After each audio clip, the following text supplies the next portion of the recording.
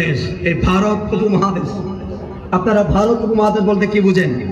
বাংলাদেশ, ভারত, নেপাল, ভুটান এগুলো সহ ভারত উপমহাদেশ। এই দেশে কি নবী রাসূল আসছে? এই কথা বলেন, নবী রাসূল আসছে?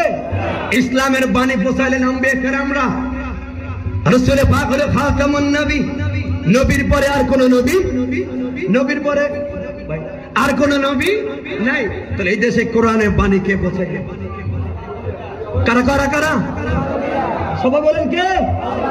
এখানে অন্য অন্য তরিকার লোক থাকতে পারেন, অন্য অন্য তরিকার লোক থাকতে পারেন। আমার শাহপুর দরবার সকলকে শ্রদ্ধা শিখায়, কাকে অসম্মান শিখায় না। কথা বলে ঠিক না বেঠে?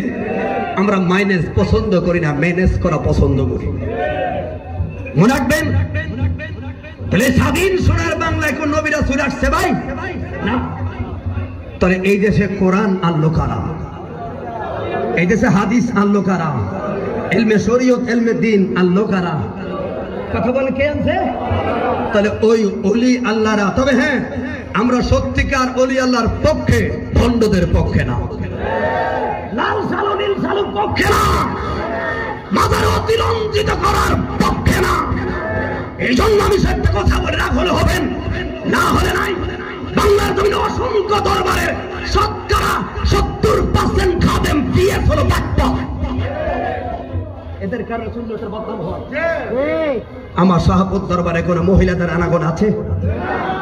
কথা বলা আছে? আমরা কি কোন মাহফিলে দরবারে কোন মহিলাকে সাপোর্ট করি?